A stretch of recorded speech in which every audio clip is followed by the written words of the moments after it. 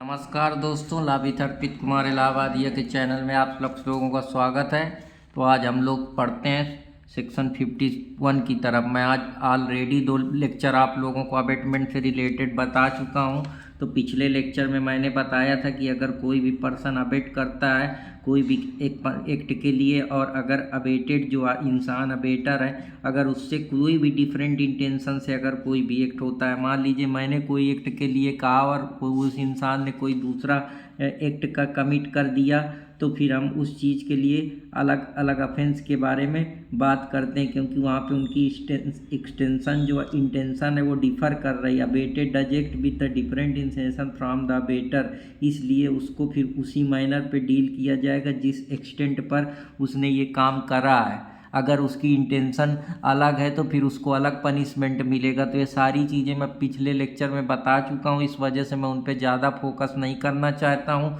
तो मैं आज आप लोगों को सेक्शन 51 के बारे में बताता हूँ कि सेक्शन 51 में जो लाइबिलिटी होती है, क्योंकि लाइबिलिटी यहाँ पे ज़्यादा लोगों की नहीं है, 2 ही लोग हैं, एक जो करवा रहा है अबेटमेंट और एक जो कर रहा है, जिसको इंस्टिगेट कर रहा है। एक प्रिंसिपल ऑफेंडर है, एक उसका एसेसरीज है जो सहायक काम कर रहा है, किसी थर्ड पर्सन को कोई क्षति पहुंचा रहे हैं। तो बस यही 2 3 4 चीज़ें हैं। अगर अबेटमेंट आप कुछ भी ना पढ़ें तो मोटा मोटा सोचिए कि अबेटमेंट में कौन होगा, एक एक्यूज जो कराएगा, एक जिसके द्वारा करा जाएगा तो वो हो गया एसेसरीज, जिसको क्षति पहुंचेगी वो हो गया विक्टिम, और बीच के जो पार्टी हो गई वो हो गई थर्ड पार्टी। और जब ये सारी चीज़ें होंगी तो मामला कहाँ जाएगा, कोर्ट में जाएगा, उसके बीच में अधिकारी रहेंगे। इसी तरीके से तो होगा, फिर उसी का ट्रायल होगा, उसी के लिए हम प्रोसीजरल बनाते हैं। तो ये सब चीज़ें एक दूसरे से जुड़ी हुई हैं, इसमें कोई बहुत बड़ा वो नहीं है, लेकिन बस आप लोगों को थोड़ा अभी नई नई चीज़ें हैं, थोड़ा नया नया आया है तो इस वजह से थोड़ा लग रहा है, लेकिन हम लोग इनको धीरे धीरे डील कर लेंगे।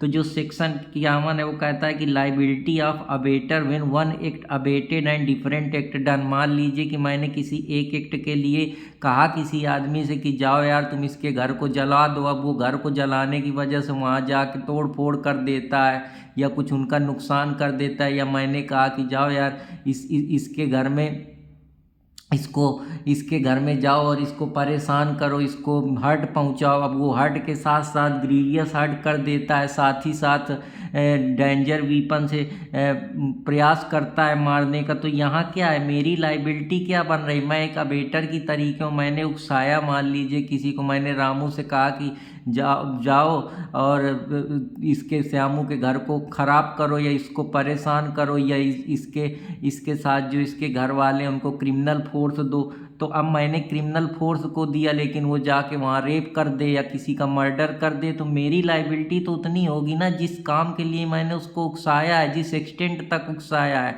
क्योंकि ऐसा थोड़े है कि मेरी जितनी लाइबिलिटी है उससे ज़्यादा मेरे पर लग जाएगा। जिस प्रोपोर्शन में मैंने हानि पहुँचाई है, जिस प्रोपोर्शन पे मेरी इंटेंशन है, उसी इंटेंशन पे तो हमको पनिशमेंट मिलेगा, और नहीं तो फिर वो डबल जीओ पार्टी वाला खतरा पैदा हो जाएगा इंडियन कॉन्स्टिट्यूशन का, जहाँ पे 20(2) की बात करेंगे कि एक आदमी को पनिशमेंट एक ही चीज़ के लिए दिया जा सकता है, सेम ऑफेंस के लिए, बार बार उसको हम अलग अलग ऑफेंस के लिए नहीं ट्रीट कर सकते हैं। तो वही चीज़ है कि जो मेरी अब लाइबिलिटी बनेगी मेरे काम के लिए बनेगी, जहाँ पे मेरी इंटेंशन है। अगर जो एक्ट मेरी बिल के आधार पे हुआ ही नहीं है उस बिल के लिए मैं थोड़े लाइबल हूँगा, अगर आप क्रिमिनल जूरिस्प्रूडेंस की बात करें तो ये सारी चीज़ें, इसीलिए जो लाइबिलिटी है अबेटर की, when one act is abetted, मैंने एक एक्ट के लिए अबेट करा है और दूसरा आदमी कोई दूसरा एक्ट कर दे तो मैं उसके लिए थोड़े जिम्मेदार हूँ। मैं जो एक्ट के लिए कह रहा हूँ मैं उसी के लिए जिम्मेदार हूँगा ना। जो एक्ट को मैंने कहा कि जाओ तुम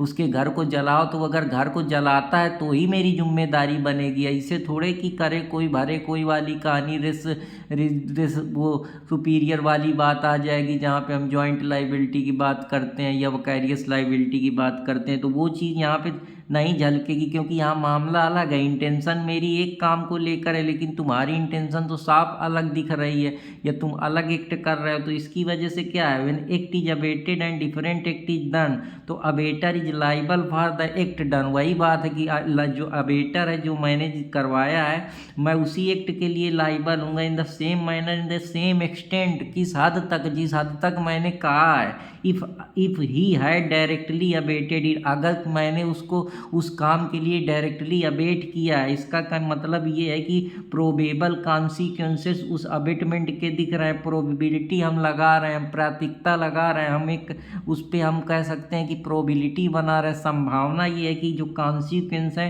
अगर उस अबेटमेंट के कमिट होते हैं तो वो मेरे ही इन्फ्लुएंस पे, मेरे ही इंस्टिगेशन, मेरे ही अर्ज पे, मेरे ही एक्टिव सजेशन पे उसने ये काम करा है। अगर वो मेरी बात को ना मान के मेरे एड ऑन परसुएंस का ध्यान न रखते हुए कोई कंस्पिरेसी करता है या डिफरेंट इंटेंशन के साथ करता है, तो वो उसकी जिम्मेदारी उसके हिसाब से बनेगी। मेरी जिम्मेदारी तो जितना मेरे काम के लिए कहा उतने के लिए मैं लाइबल हूँगा ना। तो ये इस सेक्शन का मेन इसेंशियल इंग्रेडिएंट है। ये सेक्शन जो पूरा है, इसमें पूरा जूरिस्प्रूडेंस यही है कि जो every man is presumed to be intended to be a natural, जो इंटेंशन मेरी नेचुरल है उसी को मैं प्रेज्यूम किया जाऊँगा, या जो मेरे प्रोबेबल कॉन्सिक्वेंस है, जो लग रहा है कि इसकी वजह से ये परिणाम प्रोबेबिलिटी बन रही कि ये कॉन्सिक्वेंस मेरे इस एक्ट की वजह से हो रहे हैं, सिर्फ मैं उसी के लिए जिम्मेदार हूँगा जिसको मैंने रीजनेबली एक्सपेक्ट करा है। जैसे अगर हम इसी को और इंटरलिंकेज करें तो हम टार्ट में भी देखते हैं कि हम हर चीज़ के लिए लाइबल नहीं होते हैं। हम जो भी एक्ट होते हैं, हम जो रीजनेबली फार्सिएबल करते हैं, चाहे हम वेगन माउंट का केस ले लें या रे पोलमिस का केस ले लें, ये जितनी सारी चीज़ें हैं तो उसी की बात मैं कर रहा हूँ यहाँ पे। तो ये उसी में कहीं ना कहीं कुछ 12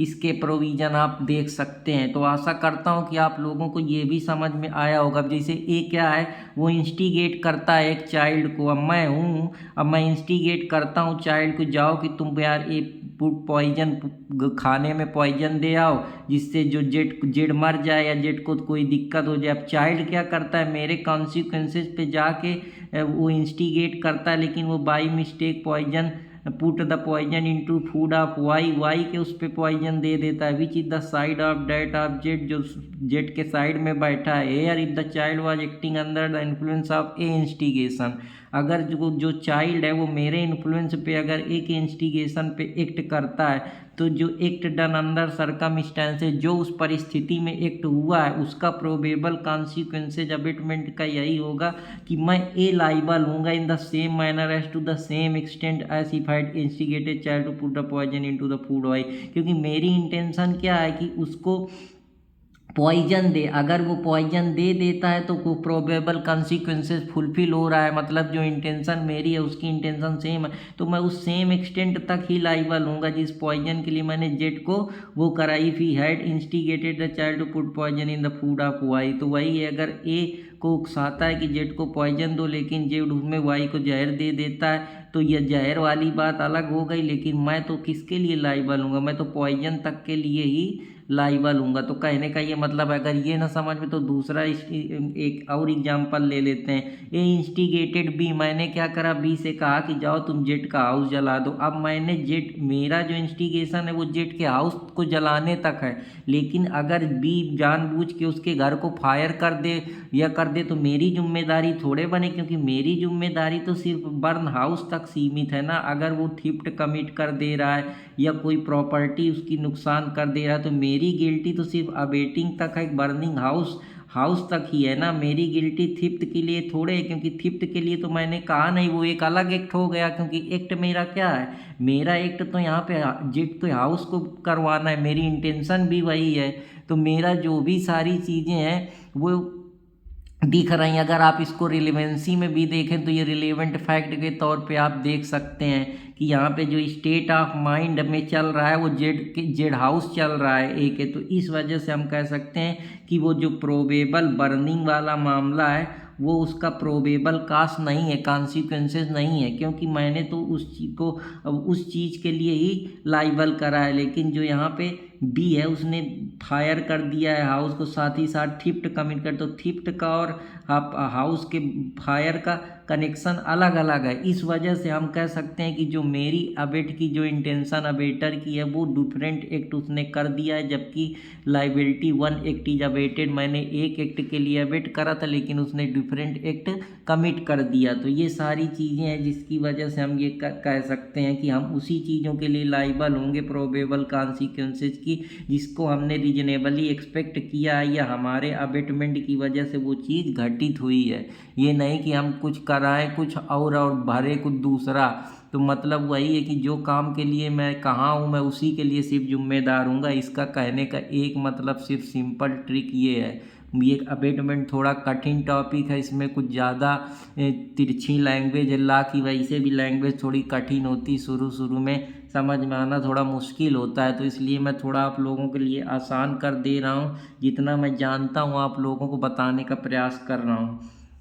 सेक्शन 52 ये कहता है कि जो अबेटर है when liable to cumulative punishment for the act abetted and for the act done, कब जो कम्युलेटिव पनिशमेंट है जो उसने एक्ट अबेट करा है या जो एक्ट डन हुआ है उसके लिए उसकी लाइबिलिटी क्या होती है। कॉमुलेटिव को पहले समझते हैं। कॉमुलेटिव का मतलब जब वो गिल्टी होता है मोर देन वन ऑफेंसेज। मान लीजिए आपने कोई एक्ट करा फिर उसके बाद फिर कोई एक्ट कर दिया, जैसे बर्गलरी थिफ्ट कर दिए, तो उसके लिए क्या होगा, if the act for which the abettor is liable under section 51 is committed in the addition to the act abetted the constitute a distinct offence, तो वो दोनों ऑफेंस को क्या माना जाएगा, अलग अलग माना जाएगा। क्योंकि एक एक्ट तुमने किसी एक्ट को करने के लिए कहा है जबकि उसने एक्ट क्या करा है, कुछ दूसरा एक्ट कर दिया है, तो फिर abettor is liable for punishment of each of the offence, फिर वो उसके जो अलग अलग उसने करवाए हैं उसके लिए उसकी जिम्मेदारी बनेगी। तो ये बात कही गई है। इसमें यही कहा गया कि if act is abetted and addition to it other act, मान लीजिए मैंने कोई एक्ट कर दिया कि यार तुम जाओ इसके घर को जला दो, लेकिन एडिशन में उसने कोई दूसरा भी एक्ट कर दिया और जिसका probable consequence is also committed, दोनों चीज़ें ऐसी लग रही हैं कि उसकी वजह से कमिट हुई हैं, then abettor will be liable for both of them, तो मैं फिर दोनों के लिए लाइबल हूँगा और मुझको कॉमुलेटिव पनिशमेंट अवार्ड होगा। मतलब मोर देन 2 ऑफेंस का मैं वो हूँगा, कोड की नज़र में मेरे को पनिशमेंट मिलेगा। तो ये इसका मेन इसेंशियल फंडा है। तो आशा करता हूँ कि आप लोगों को ये समझ में आया होगा जो सेक्शन 52 में कॉमुलेटिव की बात की गई है। आप इसके एक एक चीज़ और लिख लीजिए जिससे ये आसान हो जाएगा, वैसे आपको अभी पढ़ेंगे भूल जाएंगे। तो इनके इसेंशियल इंग्रेडिएंट के एक एक कीवर्ड पकड़िए, जैसे कॉमुलेटिव इम्पॉर्टेंट है, उसमें डिफरेंट इंटेंशन इम्पॉर्टेंट है, फिर इसी में है कि different intention from the abettor एक ये है, फिर इसके बाद कॉन्सिक्वेंसेस जानो एक्सप्रेस प्रोविजन मेड। तो इस तरीके से चीज़ें क्या हो जाएंगी, हल्की हो जाएंगी, आपको आसानी रहेगी समझने में। तो आशा करता हूँ कि आप लोगों को ये भी समझ में आया होगा। अब सेक्शन 53 क्या कहता है, कहता है कि लाइबिलिटी ऑफ अबेटर की लाइबिलिटी क्या बनेगी, अगर जो एक्ट हो रहा है या एक्ट कास्ट किया जा रहा है उसकी वजह से abetted different from the intended by the abettor, जो मैंने एक्ट के लिए कहा है उसका इफेक्ट क्या है वो अलग है, वो दूसरा इफेक्ट दे रहा है, जबकि मेरी जो इंटेंशन है अबेटर की वो डिफरेंट है। तो इसके लिए हम समझते हैं कि इसका प्रोविज़न के बारे में थोड़ा पढ़ने का प्रयास करते हैं। इसमें क्या होता है, when an act is abetted, मान लीजिए कोई एक्ट अबेट हुआ है with intention on the part of abettor, मेरे इंटेंशन के द्वारा कुछ अबेटर ने मैंने कहा कि जाओ यार तुम इसको वो अबडक्शन कर लो। मान लो अबेटमेंट तो किसी भी चीज़ का हो सकता है ना, अबेटमेंट का मतलब उकसाना, कोई काम करना, क्रिमिनल इंटीमिडेशन उठा लेते। मान लीजिए when an act is abetted with intention on the part of abettor, मान लीजिए कोई इंटेंशन है पार्ट ऑफ अबेटर की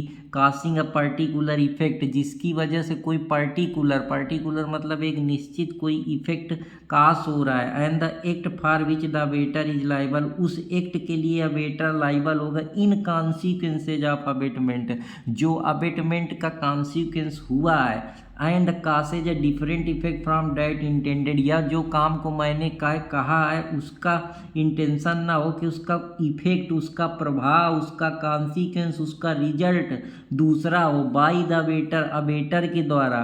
तो abettor is liable for the effect caused, कि मेरे जो एक्ट के द्वारा जो उसका प्रभाव पड़ा है मैं उस चीज़ के लिए भी लाइबल हूँगा। In the same manner and to the same extent, उद हद तक if he had abetted the act with intention of causing the effect, कि वो मेरी इंटेंशन की वजह से वो इफेक्ट को जनरेशन मिली है या वो इफेक्ट प्रभाव में आया है। तो इस वजह से हम कह सकते हैं कि act abetted was likely to cause that, उसकी वजह से पूरी प्रोबेबिलिटी है कि जो मैंने एक्ट अबेट करा है उसका ये इफेक्ट देखने को मिल रहा है, या मेरे इस वक्त की वजह से ये रिजल्ट प्रोड्यूस हुआ है। तो ये वो सारी चीज़ें हैं, तो इसको हम समझने का प्रयास करते हैं।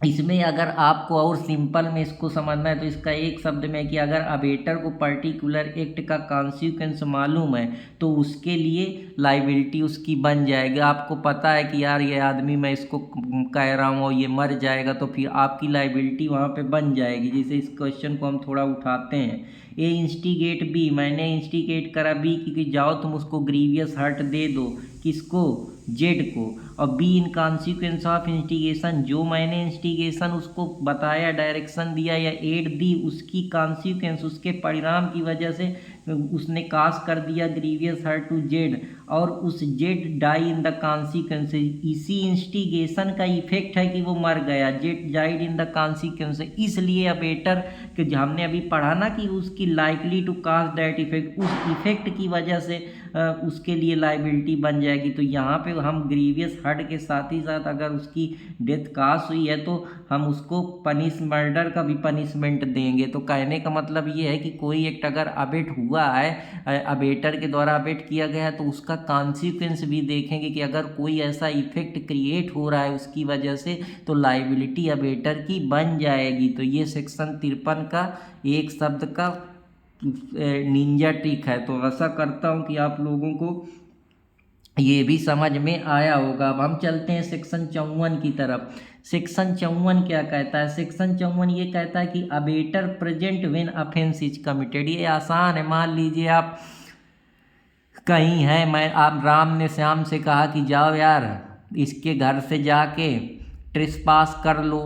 अब ट्रेसपास तो वो करने गया, लेकिन वो ट्रेसपास जहाँ कर रहा है वहाँ मैं पहले से मौजूद हूँ। तो इसका मतलब क्या है? लाइबिलिटी तो मेरी बन ही रही है। तो अगर अबेटर वहाँ पर प्रेजेंट है और उसके प्रेजेंट में जाके वाई उस घर में घुस जाता है बिना किसी के परमिशन के, तो वो ऑफेंस कमिट हो गया कि नहीं हो गया? तो बस ये वही बात कह रहा है कि when ever any person who is absent would be liable। मान लीजिए whenever any person who is absent would be liable to the punish as abater, कि अगर अबेटर वहाँ पे प्रेजेंट है तो भी लाइबिलिटी बनेगी। Present when the act and offence which it would be punishable in consequences of the abetment, जो उसका इफेक्ट देखने को मिल रहा है, जो कॉन्सिक्वेंस उस अबेटमेंट का देखने को मिल रहा है, तो ऐसा मान लिया जाएगा कि उसने भी उस एक्ट को कमिट करा है। डीम्ड का मतलब होता है उसको प्रज्यूम करना। तो ये सेक्शन क्या है? ये there is a prior abetment. इसके कुछ एसेंशियल इंग्रेडिएंट यही है कि इसमें हमारी एक तरीके से मीटिंग ऑफ माइंड पहले से बन जाती है, इंटेंशन हमारी पहले से है कि ये ऑफेंस को कमिट कराना है। तो प्रायर अबेटमेंट होना बहुत ज़रूरी है। दूसरी बात, कॉन्सिक्वेंसेज उस ऑफेंस के कमिट होने की वजह से क्या है, ये चीज़ ध्यान में रखी जाएगी। अबेटर इज सब्सिक्वेंटली प्रेजेंट, इसके बाद जो अबेटर जिसने उस एक्ट को करने के लिए कहा है वो भी उस तुरंत वहाँ मौजूद है उसके बाद जब ऑफेंस कमिट हुआ है। इसलिए अबेटर को हम डीम्ड कर लेंगे कि उसने भी ऑफेंस करा है। और ये एक पूरी तरीके से अगर इसको कहो तो ये एक उसके ऊपर जैसा कि अगर हम लोग पढ़ते हैं जूरिस्प्रूडेंस में, अगर आप वहाँ देखें कि कुछ चीज़ें होती हैं एक्चुअली में कंपनी की लाइबिलिटी नहीं बनती, लेकिन उसके पर्पज के आधार पे उसको एक फिक्सन के तरीके काल्पनिक तौर पे देखा जाता है और मान लिया जाता है कि कारपोरेशन की भी लाइबिलिटी बनती। इन द सेम लाइन हम कह सकते हैं हम डीम्ड का मतलब ये कि हम एक फिक्सन कल्पना बना रहे हैं कि उसने ऐसा किया है, इस वजह से अबेटर भी उस काम के लिए उसकी लाइबिलिटी बन जाएगी। Abettor himself does not commit act, के अबेटर ने खुद नहीं करा है लेकिन उस ऑफेंस के, लेकिन लॉ ऐसा प्रज्यूम कर लेता है कि ये काम उसी के द्वारा कराया जा रहा है, same has been done by him. तो आशा करता हूँ कि आप सारी लोगों को ये चीज़ें पसंद आई होंगी। जैसे 3.5 जो भारतीय न्याय संहिता का है वो स्टुपुलेट करता है एक्चुअल पार्टिसिपेशन की, जबकि सेक्शन 54 जो है वो डीम्ड पार्टिसिपेशन की, ऐसा मान लिया जाता है कि आपकी भी लाइबिलिटी बन रही है। तो आशा करता हूँ कि आप लोगों को समझ में आया होगा। अगर समझ में आया तो कृपया लाइक सब्सक्राइब करते रहें। अर्पित कुमार इलाहाबादिया को धन्यवाद दोस्तों।